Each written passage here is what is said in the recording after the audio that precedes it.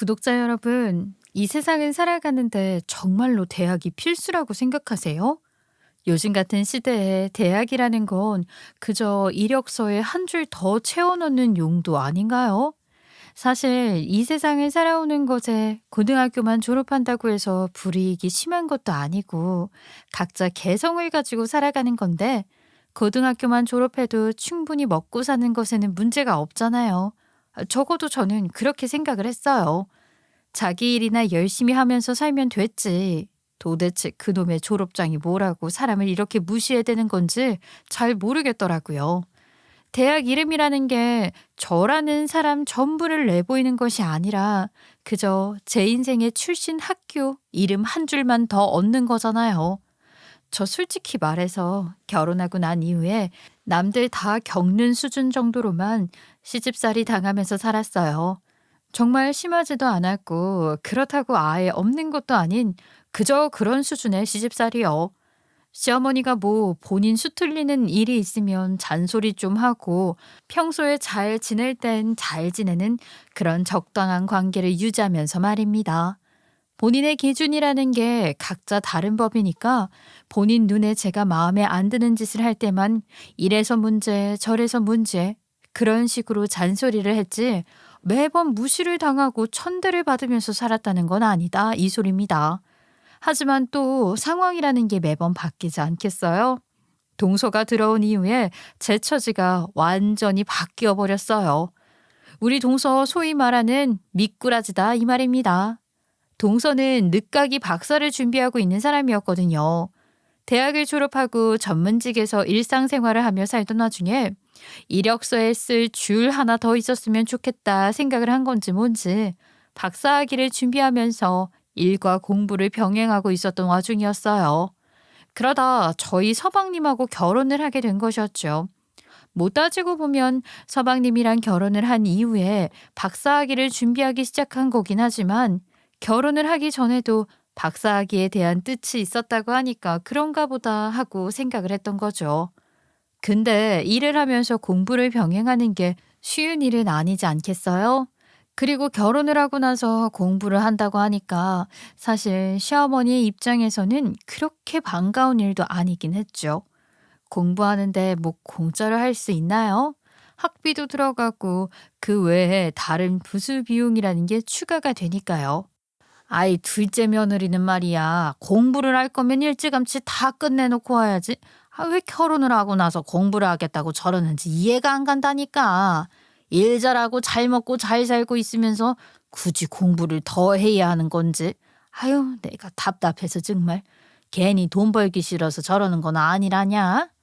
저야 모르죠. 그래도 공부하고 싶다고 하니까 뭐 어쩌겠어요. 거기다가 서방님도 공부하라고 그랬다면서요? 부부끼리 마음이 잘 맞는데 저희가 간섭하는 것도 아닌 것 같고요. 예, 내가 시어머니 입장인데 간섭하는 게 당연한 거 아니니? 생각이 있는 건지 없는 건지 이 나이 먹어서 박사하기 따면 어쩔 거야. 아, 뭐 더 좋은 데로 취직이나 할 수 있대? 지금도 충분히 벌 만큼 버는 것 같은데 일하기 싫으니까 거 공부 핑계대고 우리 아들이 인생에 편승해서 가려고 할까 봐 그러는 거지. 공부한다고 했다가 떨어지면 애라도 생기면 그거 다 무용지물 아니냐? 그래도 목표가 있으니까 알아서 잘 조절하지 않을까요? 저는 솔직히 모르겠어요. 어머님 입장에서야 마음에 안 들 수도 있지만 두 사람이 그렇게 하겠다는데 저희가 하지 말라고 하는 것도 좀 이상하잖아요. 그리고 박사학위 있으면 당연히 더 좋은 곳으로 취업이 가능하지 않을까요? 돈도 더 많이 벌 수 있을걸요? 그러냐? 아휴, 그럼 미리미리 좀 하고 오지. 꼭 결혼하고 나서 저러겠다고. 아유, 내가 이래서 사람 속을 안 믿어요. 시어머니는 괜히 저에게 동서 욕도 하고 그랬었단 말이죠. 동서가 공부를 하겠답시고 일도 그만두고 그러니까 서방님 혼자 일을 해서 동서 뒷바라지를 해야 하는 게 마음에 영 안 드는 듯 했어요. 아무튼 뭐 각자의 인생이라는 것이 있는 거니까 그러려니 하고 살고 있었는데 동서가 퇴직을 하고 본격적으로 공부를 시작하기 전에 머리도 식힐 겸 퇴직금 받은 걸로 여행을 가자고 제안을 했어요. 저랑 남편은 아이들을 키우면서 맞벌이를 하고 있었으니까 그럭저럭 여윳돈도 있겠다. 여행 좋지 하면서 긍정적으로 대답을 했는데 시부모님은 아니었나 봐요. 둘째 너 공부한답시고 일도 그만둬 놓고서는 돈을 아껴야지 무슨 해외로 여행을 가자고 말을 하고 그래? 여행 갈 돈 있으면 아껴서 생활비에 보태 쓸 생각을 해야지. 아유, 어머님, 여행이라는 건 다 시기가 있는 법이에요. 지금 안 가면 언제 또 갈 시간이 생길지 모르는 건데요. 형님네랑 해가지고 온 가족이 다 같이 갈 일도 별로 없잖아요. 아, 그러지 말고 같이 가요. 동남아로 여행 가면 비용도 아낄 수 있고요. 얼마나 좋다고요. 저 퇴직금도 여유 있게 받아서 어머님, 아버님 경비는 저희가 낼게요. 시어머니는 여행 경비를 지원하겠다는 동서의 말에 홀라당 넘어가게 되었고요. 결국에는 온 가족이 그렇게 동남아 여행을 출발하게 되었죠. 가기 전날까지 시어머니가 저에게 전화를 해서 꼭 그런 데로 여행을 가야 하는 거냐며 궁시렁궁시렁거리긴 했지만 여행 가방에 별거 다 챙겨온 걸 보니까 은근히 기대는 하신 눈치더라고요. 막상 동남아에 가면 편안하게 여행을 하게 될 줄 알았는데 은근히 의사소통이 어렵더라고요. 손짓 발짓 다 하는 만국 공통어 바디랭귀지가 있다고는 하지만 그게 은근히 잘 먹히지 않아서 답답했어요. 우리나라 교육의 가장 큰 문제점이 바로 주입식 교육이라는 거잖아요. 저랑 남편은 예전부터 주입식 교육으로 배우게 된 영어라서 그런 건지 이 문장이 완성되지 않으면 말로 뱉는 걸 잘 못했고 사실 학교를 졸업한 이후에 해외를 나간 일도 없으니까 영어 공부를 딱히 할 일도 없었고요. 아무튼 영어로 말을 한다는 것 자체에 대한 두려움도 있었고 거기서 말 한마디를 하지 못했어요. 반면에 우리 동서는 계속해서 공부라는 것을 해오기도 했고 나름 대학도 명문대를 졸업한 인재였기 때문이었는지 그런지 몰라도 영어를 막힘없이 슬슬 잘 따더라고요. 동남아 여행을 가서 동서 혼자 날아다니는 사람처럼 영어로 의사소통을 하는데 그 모습에 우리 시어머니가 완전 띠용 하고 반하고야 만 것이었죠. 저랑 남편은 아무 말도 못하는 꿀먹은 벙어리가 되어 있었는데 동서가 막 알아듣지도 못할 말을 샬라샬라 하면서 음식 주문은 물론이고 관광지 투어 예약에 뭐에 전부 다 하니까 시어머니가 완전 눈이 하트로 변해버린 거죠. 예. 이래서 가방끈이 길어야 한다는 소리가 있는 건가 보다. 아, 똑똑한 게 최고 아니겠니? 내가 우물안 개구리로 살아서 몰랐는데 우리 둘째가 영어를 아주 막힘없이 술술하니까 이렇게 외딴 해외에 나와 있어도 걱정이 하나도 없구나. 역시 공부를 한다는 것에는 다 이유가 있는 법이야. 이렇게 똑똑한 사람이 공부를 계속해야지. 안 그렇고 말고. 어머님, 칭찬을 그렇게 해주시니까 제가 몸둘 바를 모르겠네요. 학교 다닐 때 영어를 배운 사람이면 이 정도는 전부 기본으로 할걸요? 저도 딱히 영어 공부를 열심히 한 건 아니지만 학교에서 들은 수업 내용만 잘 기억해 뒀더니 이렇게 말이 술술 나오네요. 이 정도는 어디 가서 명함도 못 내밀어요. 다들 기본 수준으로 해서. 기본은 무슨 기본이야. 네 형님 봐라. 같은 교육받고 자란 시대인데 영어 한마디 못해서 손톱만 물어뜯고 있는 거. 첫째야, 너는 이 세월까지 도대체 뭐라고 산 거야? 증직에 영어 공부 좀 잘해놨으면 이런 데 와서 실력도 뽐내고 얼마나 좋으니. 요즘 말로 영어는 필수가 아니라 기본이라고 하더니만 그 말이 실감이 난다. 아, 너는 기본도 못해서 어쩔 거야? 동서가 미꾸라지답게 저를 딱 내려다보면서 이 정도는 기본이죠 하는데 우리 팔랑귀 시어머니는 공부한다고 설친다고 마음에 안 든다고 저한테 동서욕을 그렇게 하더니만 영어 잘하는 게 최고라면서 동서 옆에 딱 달라붙어서는 저에게 오히려 핀잔을 주더라고요. 여행 기간 4박 5일 내내 저한테 영어 가지고 핀잔을 주는데 나중에는 정말 저도 기분이 상해서 뚱한 얼굴로 여행을 마치게 되었어요. 저만 영어를 못한 것도 아니고 남편도 영어는 한마디도 입 밖으로 꺼내지 못했는데 자기 아들한테는 핀잔 한 번 안 주고 저한테만 자꾸 잔소리를 하는 게 짜증나잖아요. 아무튼 기분만 잔뜩 상해서 여행에서 돌아온 이후에 한동안 잠잠하겠거니 했더니만 여행을 다녀와서부터 시어머니의 태도가 손바닥 뒤집듯이 완전히 바뀐 거예요. 뭐 그 사이에 동서가 시어머니를 어떻게 구워 삶았는지까지는 제가 알 길이 없으니까 모르겠지만 시어머니가 글쎄 동서에 대한 칭찬과 찬양을 아끼지 않는 거 있죠. 내가 이번에 확실하게 느낀 건데 말이야. 아이 사람이 똑똑해야 먹고 사는 길도 열리는 것 같다. 너도 말이야. 자식들 그냥 안일하게 키울 생각하지 말고 교육은 빚을 내서라도 제대로 시켜야만 해. 우리 손주들이 해외 나가서 영어도 샬라샬라 하고 그래야 하지 않겠니? 둘째 며느리 영어 하는 거 바로 옆에서 지켜봤잖니. 영어 공부는 일찍부터 해야 자리를 잘 잡는다고 하더라. 아직 애들 나이도 어린데 무슨 영어 학원을 벌써부터 보내라고 그러세요. 지금 배워봐야 머릿속에 하나도 안 들어와요. 나중에 크면 저절로 하게 될 건데요, 뭘. 커서 저절로 배워지는 게 어딨어.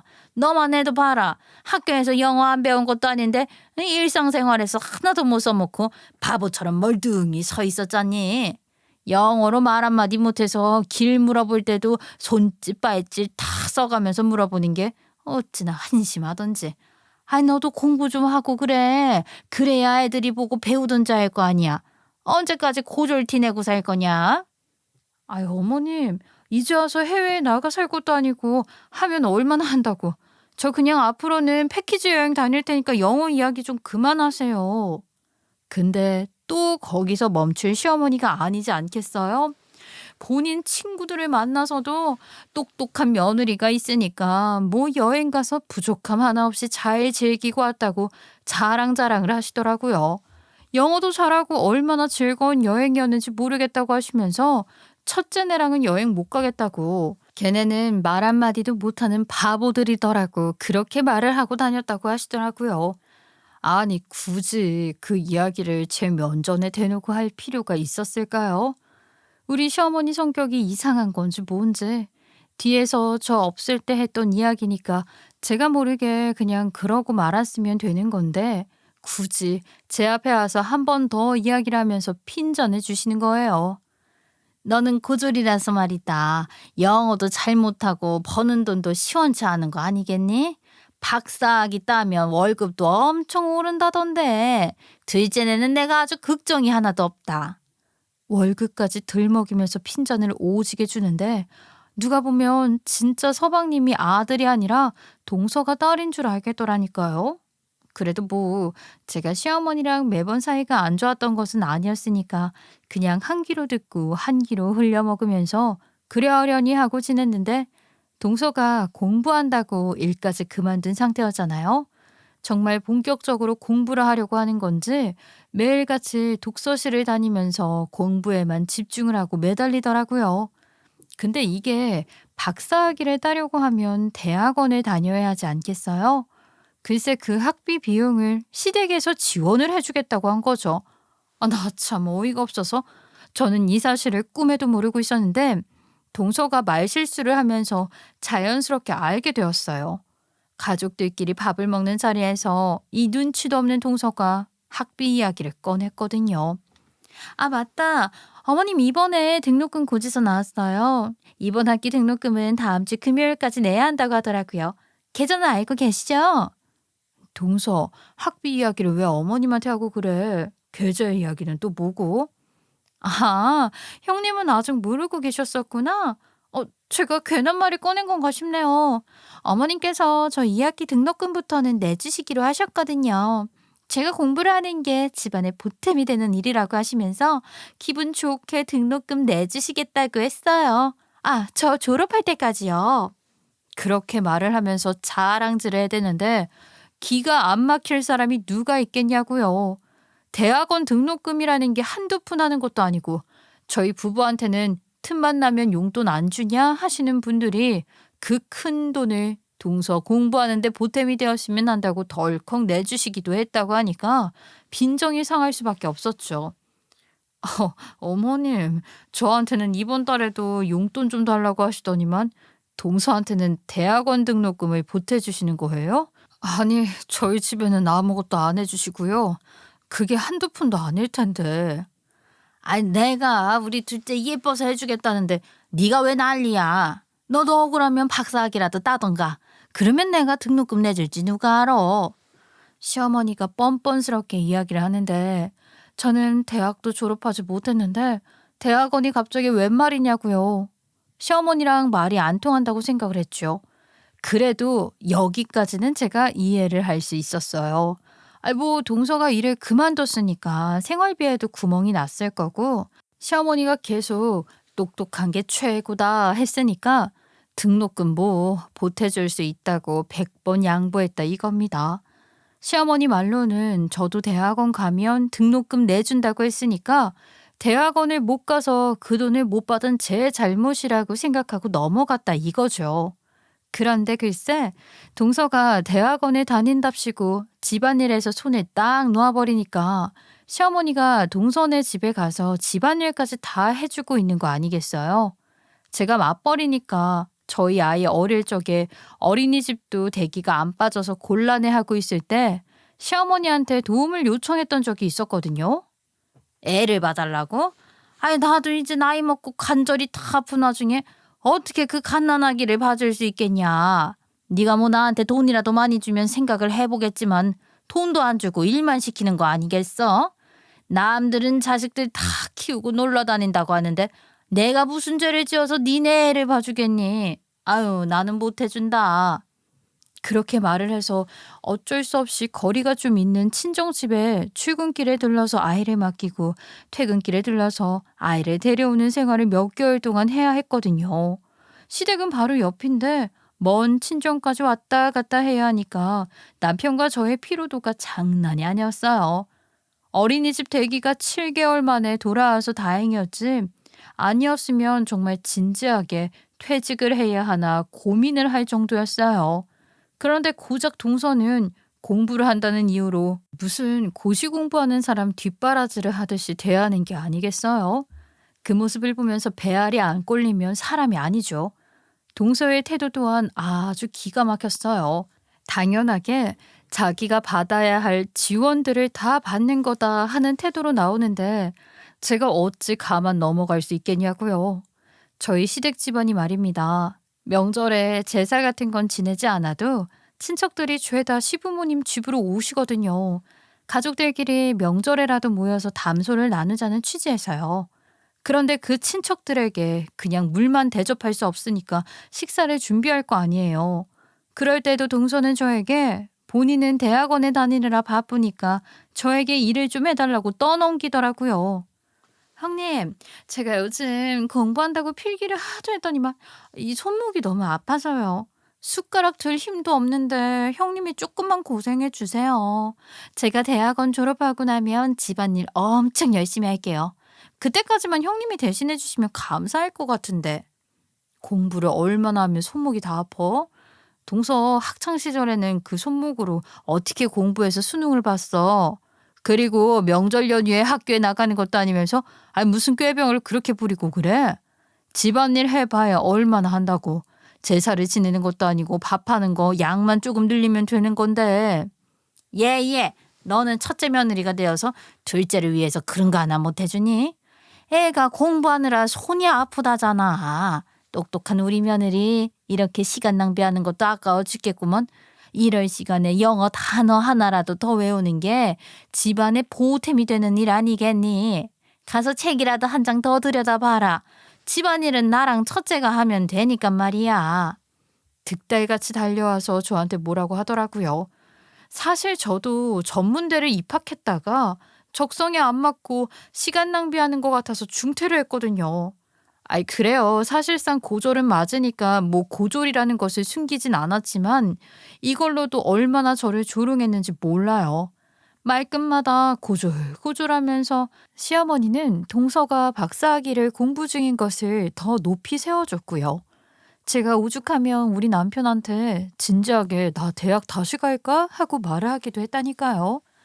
우리 남편은 저에게 시답지 않은 소리 하지 말라고 시어머니도 저러다가 말 거라고 했고요. 저도 뭐 언제까지 시어머니가 저러진 않겠지 했는데 저러다 말기는 개뿔. 날이 가면 갈수록 동서를 찬양하는 시간만 더 늘어났어요. 그렇게 스트레스를 받고 있었던 어느 날 저에게도 인생의 전환점을 맞이하는 일이 생기게 되었어요. 저희 부모님께서는 동대문에서 원단 관련된 사업을 하고 계셨는데 사실 이 원단 쪽 일이 힘도 많이 써야 하는 일이기도 하고요.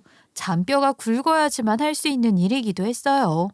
저희 부모님께서는 몇십 년간 그 자리를 고수하시며 원단 사업을 계속하셨기 때문에 자리도 무척이나 탄탄하게 잡으셨고 거래처도 셀 수 없이 많았죠. 원단 가게들 중에서도 저희 부모님 사업장이 돈을 제일 잘 번다고 소문이 날 정도로 굳건하게 자리를 지키고 계셨었는데 시어머니가 하다 이제는 저희 집이 원단 사업을 하는 것까지 걸고 넘어지기 시작했거든요. 사돈 어른이 고등학교도 졸업 못하시고 아유 원단 사업에 뛰어들었다 하지 않았었냐? 그래서 그런지 너도 대학을 못 나온 거 아닌지 이제는 내가 순수하게 의심이 다 드는구나. 아 혹시 말이다. 우리 손주 머리는 괜찮은 거 맞니? 학교에서 수업은 잘 따라가는 거 맞고? 공부 못하는 유전자라도 물려받았으면 큰일인데 말이야. 저는 순간 제가 뭘 잘못 들은 건가 싶어서 귀까지 후벼 팠다니까요. 아니 아무리 그래도 그렇지 사돈인 저희 부모님 어려운 것도 모르고 공부머리 운운하면서 말을 하는 게 상식적인 행동은 아니잖아요. 제가 기가 막혀서 헛기침을 내뱉는데 시어머니는 아랑곳하지 않고 자기 할 말만 하더라고요. 아니 우리 둘째네가 아이를 낳으면 똑똑할 거라는 사실이 뻔히 눈에 보이는데 말이야. 우리 첫째 손주는 잘 모르겠다 이 말이야. 아무래도 유전자를 좀 이상하게 받은 건 아닌지 걱정이 되어서 그렇지. 그런 애들한테 돈 쓰면서 공부시켜봐야 결과물이 좋을 것 같지도 않고. 아직 어린이집에 다니고 있는 저희 아이에 대한 비하 발언까지 하는데 그 말에 가만히 있을 부모가 어디 있겠어요? 남편이 그 이야기를 듣자마자 얼굴이 빨개져서는 아주 시어머니에게 큰 소리를 내면서 난리를 쳤죠. 아유 엄마는 도대체 그게 무슨 소리야? 아직 어린이집에서 동요나 부르고 장난감 가지고 노는 애한테 공부머리가 뭐가 어쩌고 어째? 그게 엄마 손주한테 할 말이야? 아 그리고 유전자 이야기는 왜 꺼내? 외가 쪽 유전자만 물려받았겠어? 엄마 아빠 유전자도 있지. 아주 공부 시작도 안 한 애한테 그런 소리를 하고 앉아있어. 우리 아들이 나중에 소위 말하는 사짜 직업이라도 가지게 되면 어쩌려고 그렇게 경박하게 말을 하고 그래. 아이고 사짜 직업? 야 그거야말로 내가 바라던 바다. 보통 자식들이 엄마 머리 담는다고 하던데 가당키나 한 소리냐? 아 쟤가 공부를 해봐야 얼마나 하겠니? 둘째 나이면 몰라도 너네 아이는 일찍부터 치맛바람 날리면서 공부 뒷바라지 해줘도 될까 말까지. 나중에 의사 손주 가는 게 내 소원이네요. 첫째 손주가 들어줄 수 있을지는 모르겠지만. 아이고 엄마도 어디 상고 졸업해서 공장에서 일해서 아버지랑 결혼했는데 나랑 내 동생 둘 다 대학 잘만 나왔구먼. 무슨 소리를 하는 거야. 자식들이 엄마 머리 닮았으면 나랑 내 동생 둘 다 고졸로 어디 공장이나 취직해서 밥벌이 하고 살아야겠지. 어쩜 그렇게 자기 일은 생각도 못하고 그런 소리를 하고 그래. 그 말에 우리 시어머니 얼굴 새빨개지더라고요. 정말 잘 익은 토마토 같았달까요? 사실 우리 시어머니에게는 남동생이 하나 있었거든요. 남편한테는 외삼촌이었죠. 그런데 옛날 그 시절에는 아들이 그 어떤 것보다 최고인 시대였잖아요. 뭐만 해도 아들 아들 하던 시대 아니었겠냐고요. 아들이 기둥을 세워야 한다는 집안 어르신들의 말에 시어머니가 고등학교를 다니던 시절에 취직부터 하라고 그렇게 난리를 쳤었나 봐요. 결국 시어머니는 집안의 등살을 이겨내지 못하고 상고를 졸업하자마자 바로 취직을 해서 일을 했다고 하더라고요. 본인은 뭐 공부에 뜻이 있었는지는 모르겠지만 결국 고졸로 공장에 취직을 해서 일을 해야 했으니 시어머니 입장에서는 그게 콤플렉스였기도 하고 상처이기도 했었던 것이었는데 남편이 그걸 딱 건드려 버린 거죠. 아이 뭐라고? 이놈이 엄마의 상처를 후벼 파고 앉아있어.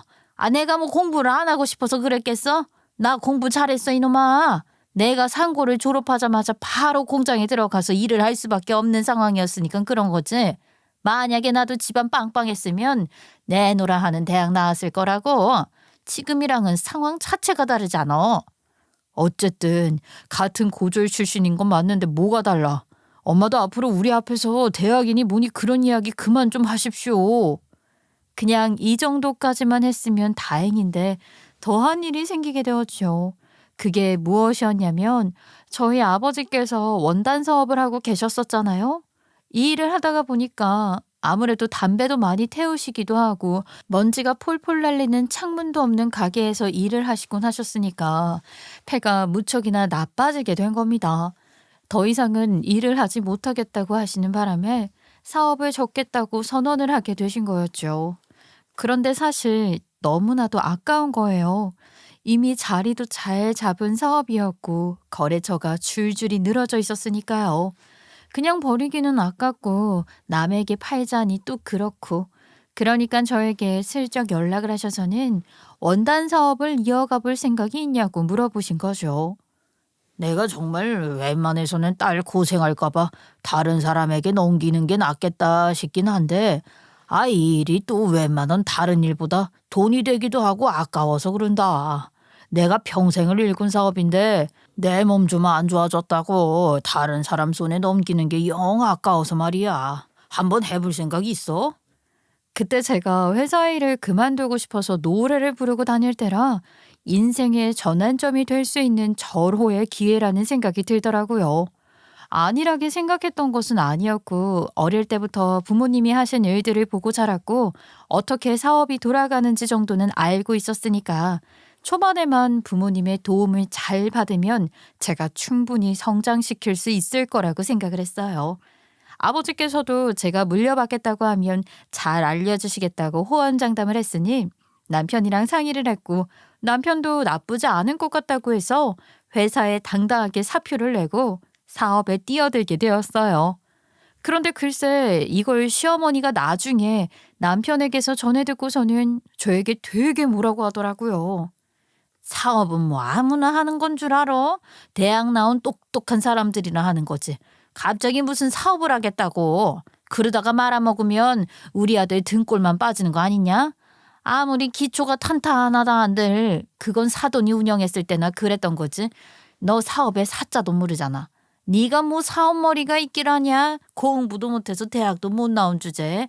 아유 그런 걸 하겠다고. 나중에 빚이라도 생기면 어쩌려고. 이런 일을 갑자기 하겠다고 덜컥 수락을 하고 그래? 사돈 어른도 참 너무하시다. 제가 어릴 때부터 보고 자란 일인데 이런 거 하나 돌아가는 법 모르겠어요. 부모님께서도 초반에는 도와주시겠다고 했고 거래처도 유지하기로 해서 괜찮을 것 같은데 왜 시작부터 초를 치고 그러세요? 제가 뭐 빚이라도 지면 어머님께 돈 달라고 할까 봐요? 그럴 일 없으니까 걱정하지 마세요. 걱정 안 하게 생겼냐?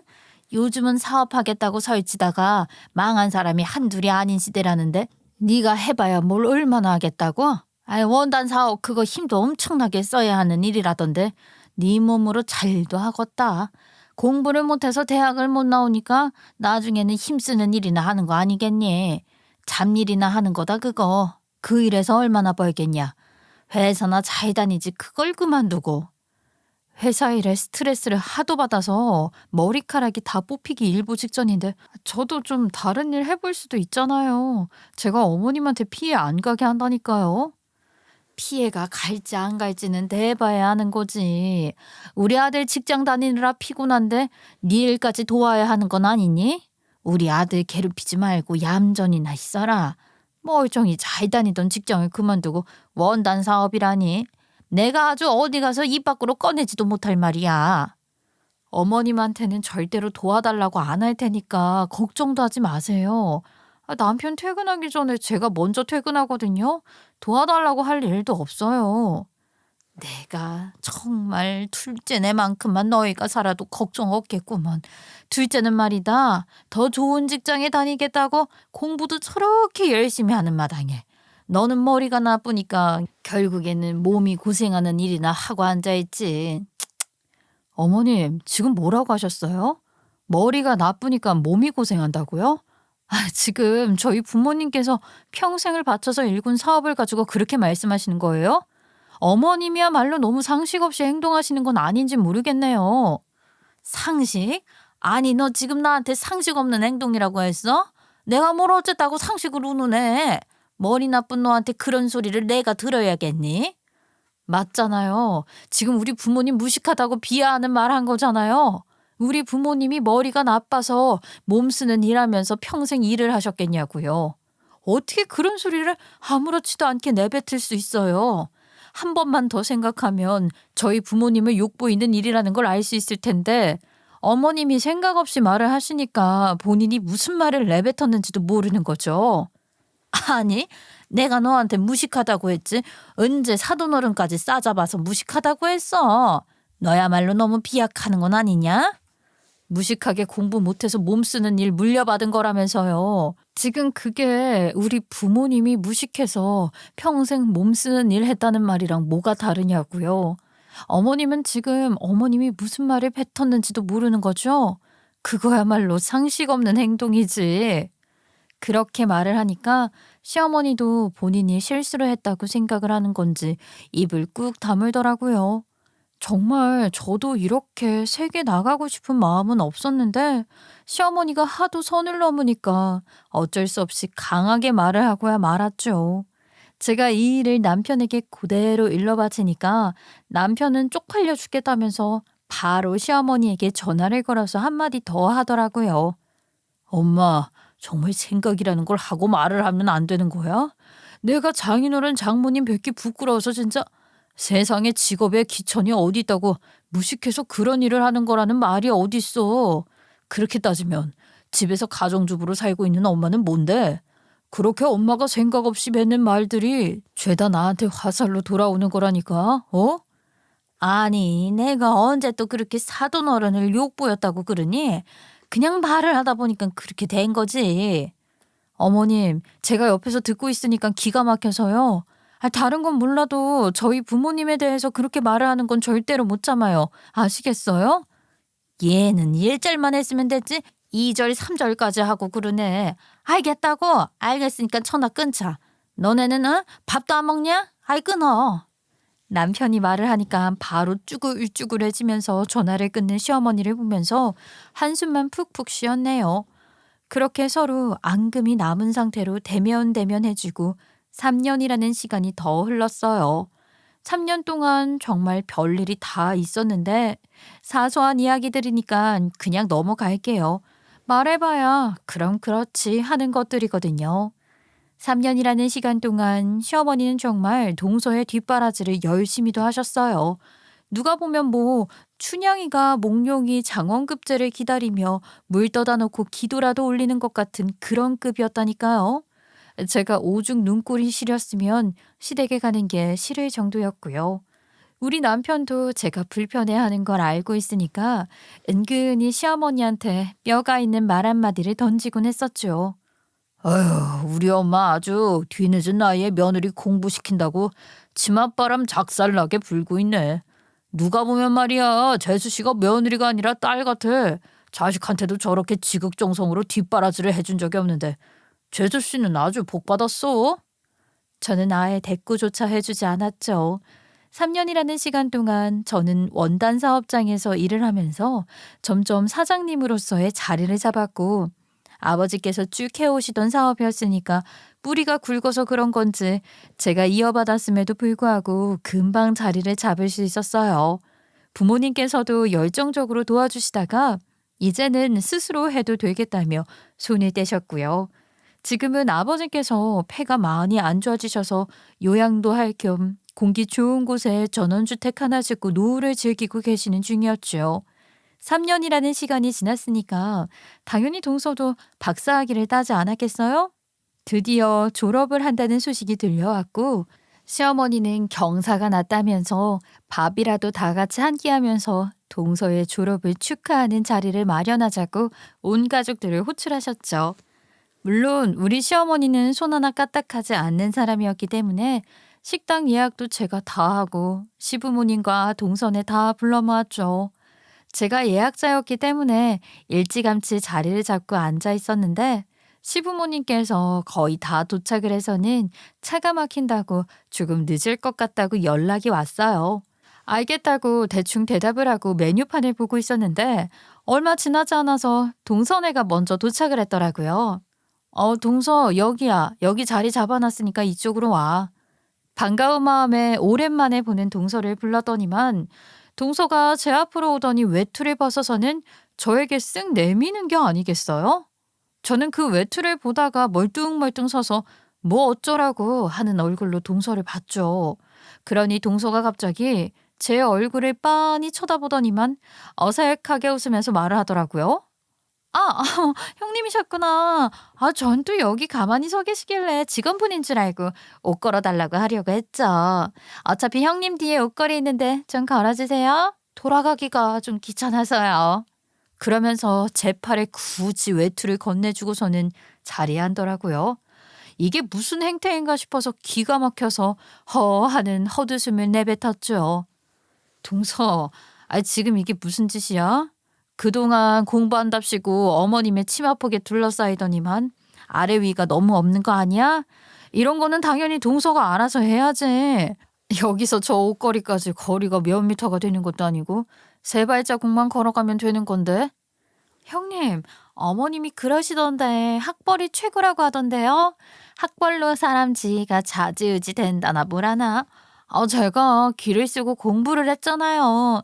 지금은 아직 취직 자리도 알아보고 해야 하지만 원단 사업하는 형님이랑 박사학위까지 딴 저랑 급 차이가 엄청나게 나는 건 자명한 거 아니겠어요?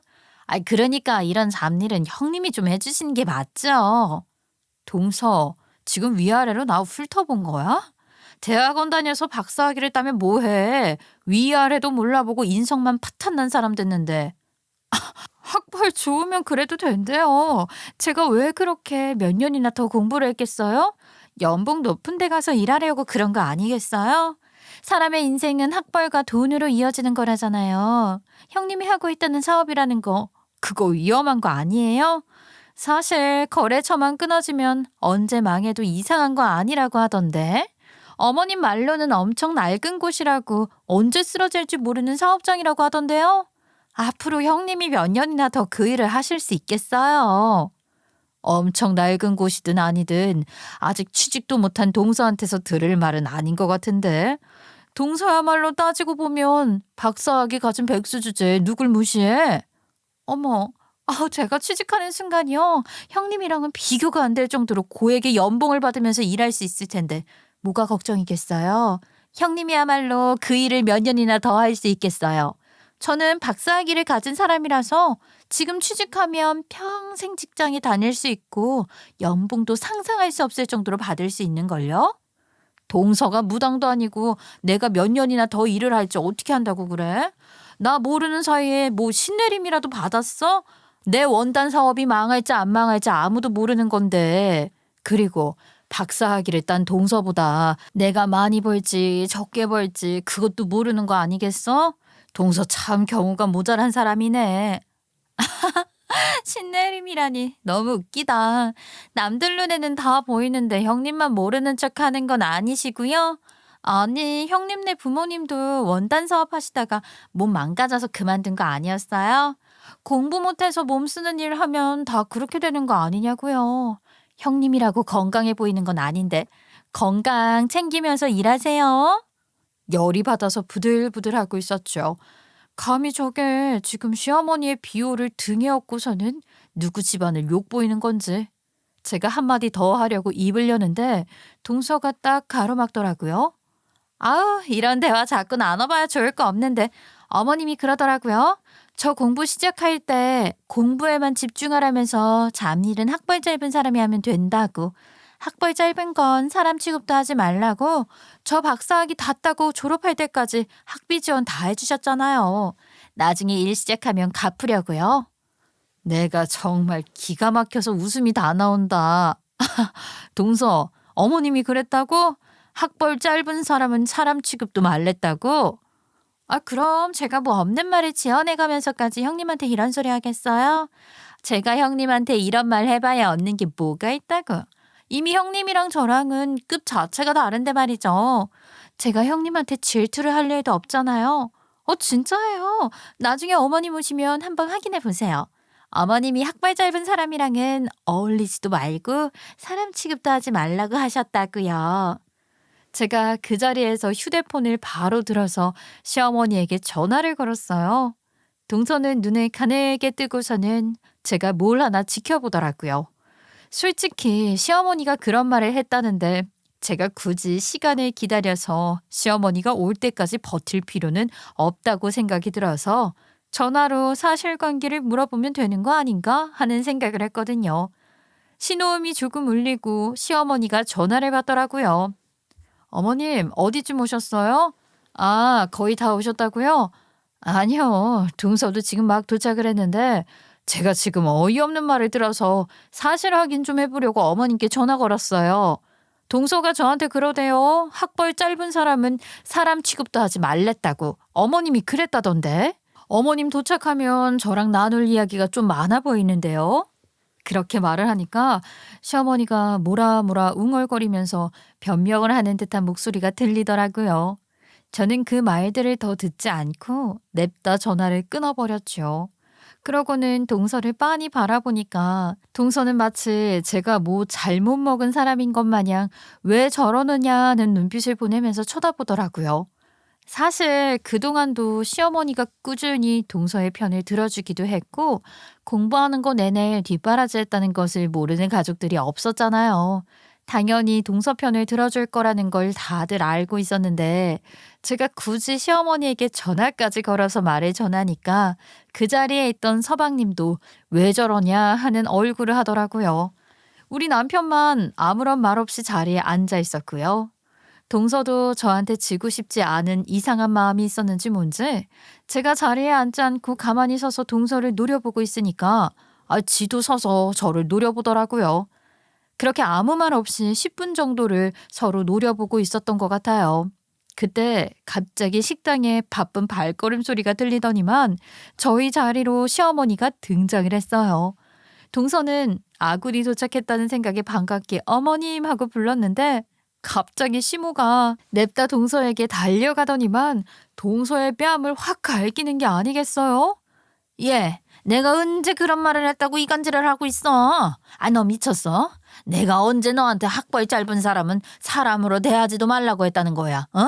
참나, 그걸 왜 또 첫째 며느리한테 전달을 하고 앉아있냐고? 첫째 며느리 학벌이 왜? 고졸이 뭐가 어때서? 그 자리에 있던 사람들 죄다 놀랐죠.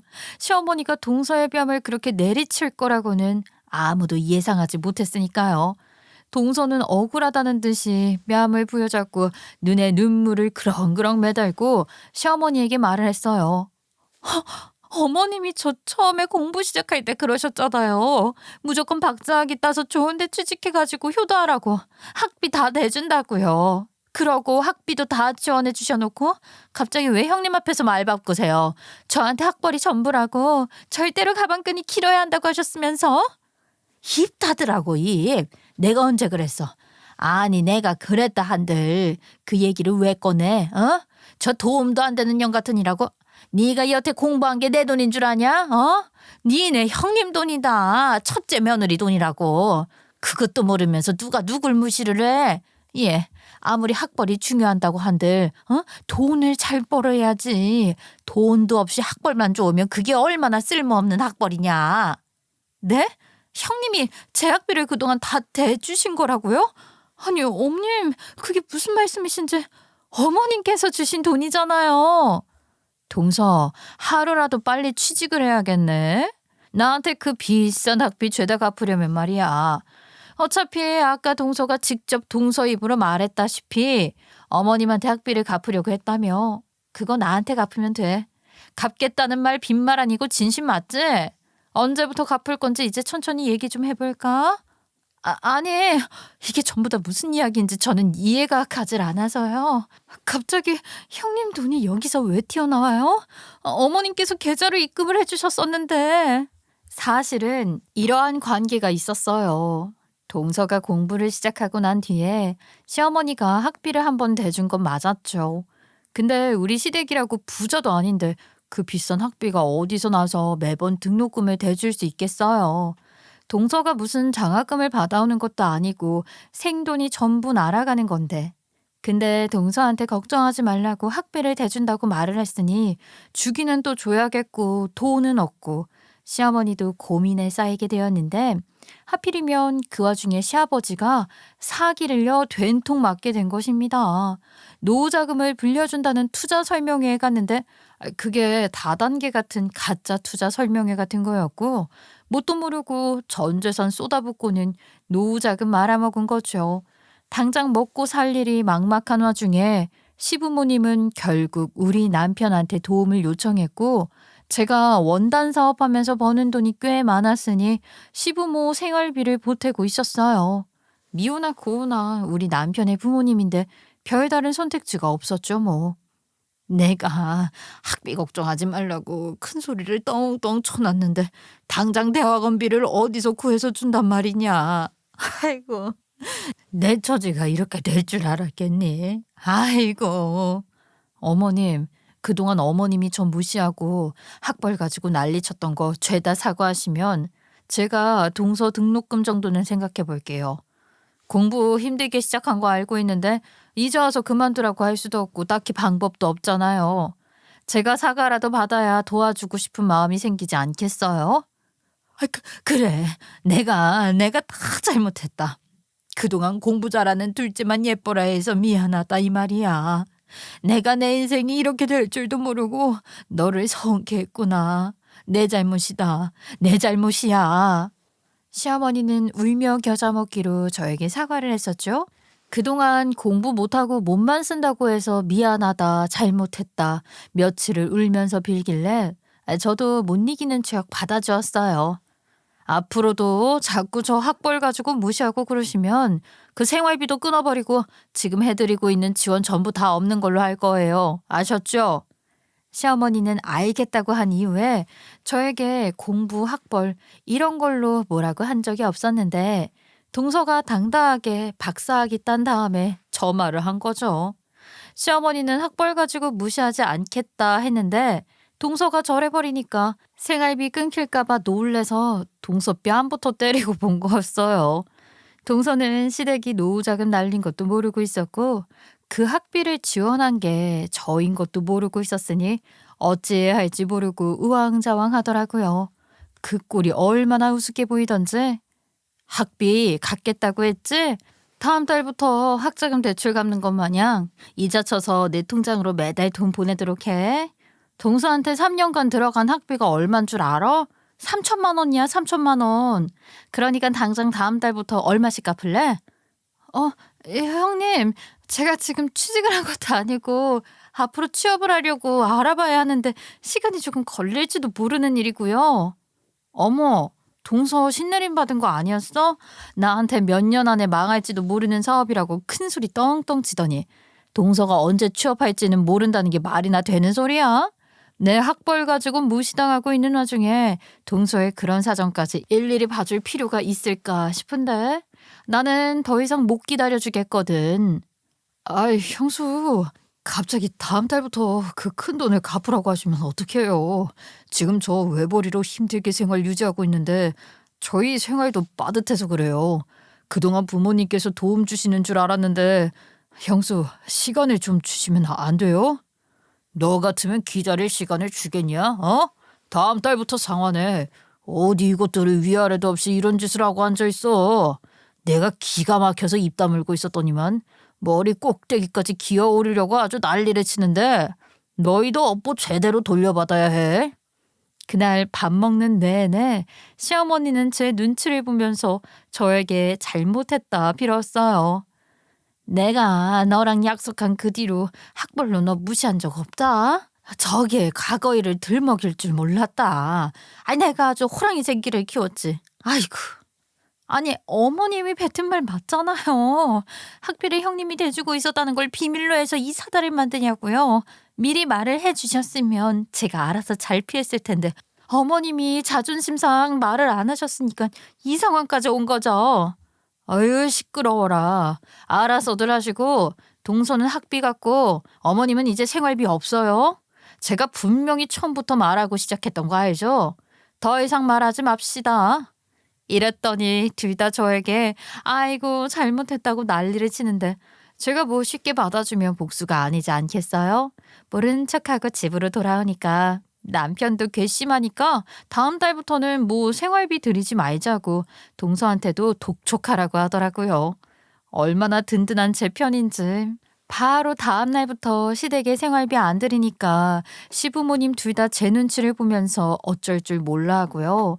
차마 지은 죄가 있으니까 돈 달라는 소리는 못 하시고요.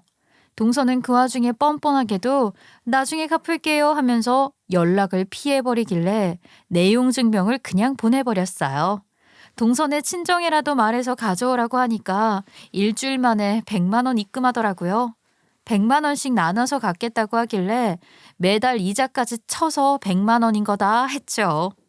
시부모는 결국 생활하기 어려우니까 동선애한테 생활비 내놔라 한 것 같은데 저한테 돈 갚는 와중인데 어떻게 생활비까지 줄 수 있겠어요. 동선애도 시부모 손절해버리는데 와 이래서 호랑이 새끼구나 하는 생각이 절로 들더라고요. 시어머니는 결국 저한테 굶어 죽겠다고 울고불고 잘못했다고 무릎까지 꿇고 빌더라고요.